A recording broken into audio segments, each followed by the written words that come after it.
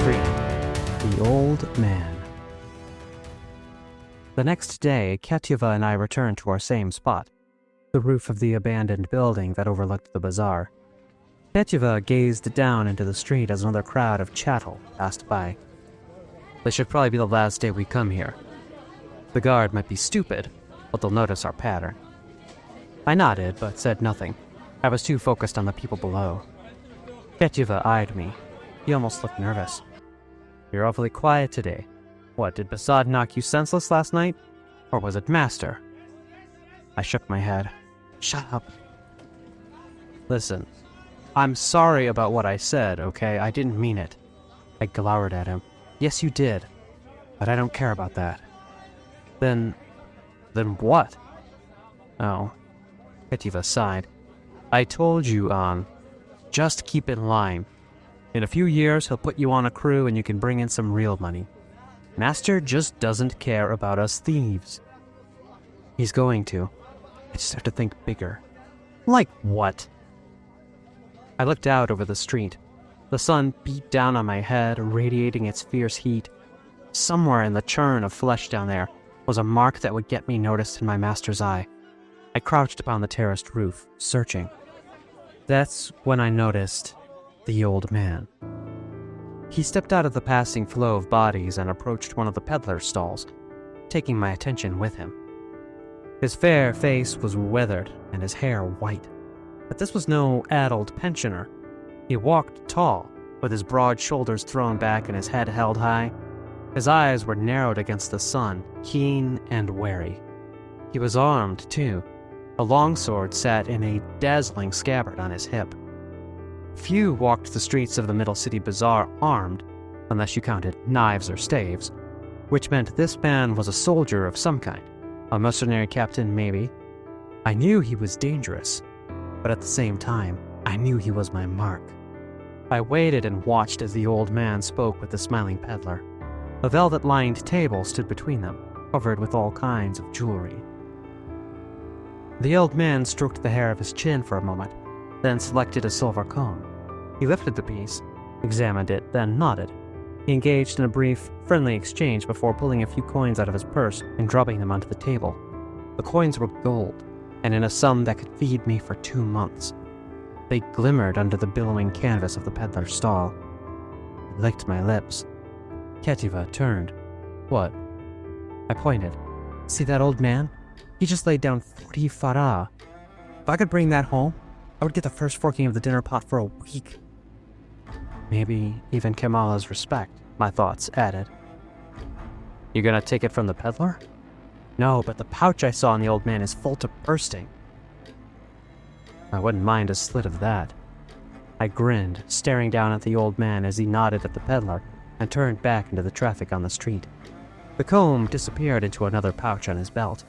He headed eastward on the road, towards me. I'm not interested in a slit. I'm gonna take the whole purse. Ketyva shook his head. No way, An. You should probably lay low with that eye of yours. Are you mad? I'm not laying low. But look at him. I shrugged. What? He's not a local. Look at that sword. If he catches you, you're more likely to lose your head than a finger. I've got this, Ket. Ketyva grabbed me by the shirt. Allah An, don't do this. You're going to get caught, and even if you don't, it's still not worth the risk. I slipped free of his grasp. I'll be right back. An! Right back! I retreated from the edge of the terrace and loped to the rear of the building. I climbed down the back wall, using cracks in the masonry as hand and footholds. Once down, I stalked to the front to wait for my prey to pass. There he was, striding along in the crowd as if he owned the place. He was highborn. His plain clothes couldn't hide that. An outsider, too, with that fair skin and those bright eyes. I caught a better glance at his sword. It was as fancy as any I'd seen. Its scabbard was stained a dark blue and inlaid with flowing silver patterns that might have been enchantments. The curving quillons met at the center of a silver eye. Once he passed me by, I took a deep breath, waited, then followed. I waded through the packed street, drawing closer to the old man, waiting for my opportunity. I had to be careful with this one. Better to go home empty-handed as long as I kept all my fingers, and my anonymity. but I wanted that purse. The old man turned his sharp gaze this way and that. He seemed tense, nervous. It should have set me on guard, but I was too busy catching glimpses of that fat purse on his belt every time the breeze caught his cloak. The hustle and bustle of the street should have been too loud for me to hear the contents jingle, but I heard them anyway. A whip snapped somewhere in the distance, and the thunder of horse hooves rumbled behind me. "Make way!" a voice called, and the traffic piled away from the middle of the street. I glanced back to spy a look at a chariot heading towards me. Garish as it was impractical, the thing was all adorned with real gold on the sides, rims, and axle caps. The horses leading it were pure white, and decked in purple and gold. Royal beasts belonging to the palace, no doubt. The man driving the chariot and calling for a path was dressed in the colors of a royal unit, and the passenger might have been the king himself, for all I knew. He was dressed well enough, with rings glittering on his fingers and golden necklaces hanging under his braided beard. He at least had to be someone important. Even wealthy merchants would prefer a motor carriage to a silly old chariot. I shook my head. This was no time to gape. Staring was what the sheep did while the wolf hunted. I maneuvered closer to the old man before the press of bodies got in my way. I got right behind him. I saw the pouch hanging heavily from his belt by a pair of loops. My fingers danced on the hilt of my dagger. One quick cut would sever both the loops. I can do this. The chariot rattled closer.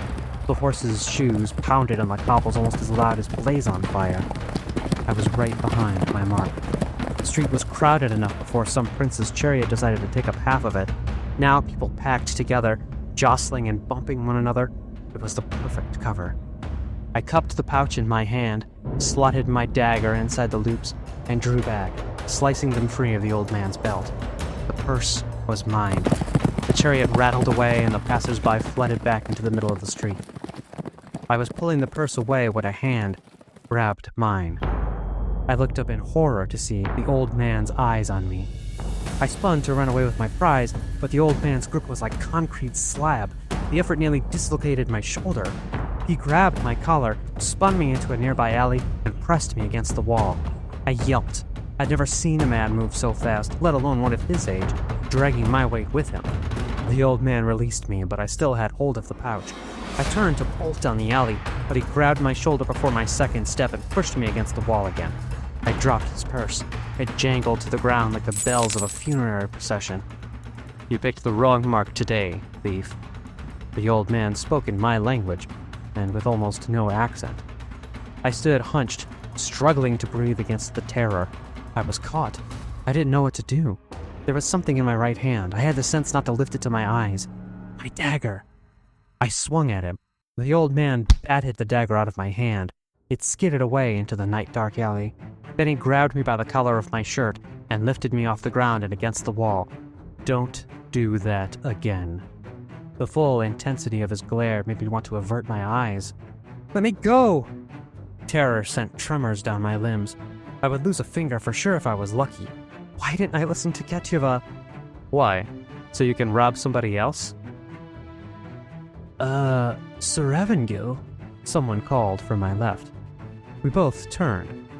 A hooded form stepped off the road and into the shadow of the alley. He wore sandals on his feet and was clothed and hooded in a plain caftan and robe. An iron medallion set on his chest. I took it to be a religious icon, but to which god it was sacred I didn't know. "Is there a problem here?" He spoke in a strange dialect with a slow, thoughtful rhythm. "No problem, Talon," the old man said. "Just a thief trying to cut my purse." "I didn't do anything. Everyone was jostling together. I wasn't trying to." The old man turned back to me. "Save the act, lad. The loops didn't cut themselves." The other man, Talon, stepped closer. He pulled back the hood of his cloak to reveal his dark face. Mostly bald on top, he had droopy eyelids and a scraggly gray beard clinging to his chin. He tilted his head up at me and narrowed his eyes as if he might see through my skin. Then he looked down at my hands. "A rather good thief. No brands or missing fingers. You think he's with the gang?" A short whistle came from the far end of the alley. Another figure leaned out from behind the building. The skinny fellow, Talon, waved her over, and the figure approached. She had dark skin too, though she was clearly not of the Encore. An odd sigil was painted on her forehead in white. I found it. She frowned at me. What's this? This, Lady Bashwar, is a thief, Talon said. But the old man kept his eyes on me. Is it true? Are you in one of the gangs? Baccarat, Talafi? I spat, puffed up my chest. I'd rather eat a plate full of horse dung than belong to one of those pathetic outfits. The old man chuckled. So you are in a gang. Which one then? I clamped my mouth shut. Easily determined, Lady Bashwar said. Lower him down. Sir Avangil lowered me to my feet. Not that I was in any better position. He'd proven that he alone could keep me from running away. Now he had friends. Who are these people? I thought. How do these foreigners know so much about the gangs? Lady Bashwar stooped to my eye level. She tilted her head, and something changed in her eyes, like the reflection of a light I couldn't see. Even in the shadow of the alley it was hot, but when I saw those eyes, cold sweat ran down my back. She looked at my forehead and nodded. He's branded. Baju. I grunted and put a hand to my forehead, but found nothing. I am not. I'm not branded. They all stared down at me with curious expressions. I rubbed my forehead as if to wipe off whatever was there. Talon frowned. It's no surprise he doesn't know. Doesn't matter, Sir Avangil said. A low-level thief wouldn't know anything about the Cabals, not even his own. I'd say we turn him in, but he might raise less of a stink if we just let him go. I smiled. Or tie him up until we complete our mission, Lady Bashwar said. I frowned again. Sir Avangil? Talon said, his voice turning pensive. The old man looked at him, and so did I. He was staring at the ground. Did you happen to notice which purse he'd cut? The old man's eyes widened. He followed Talon's view to the pouch, then reached down and lifted it from the dusty ground. My heart was pounding. The contents of the pouch jingled like coins. The old man held it as if he thought it might bite him. After staring at the purse, he peered at me again, as if seeing me for the first time. Change of plans, he said. The lad comes with us.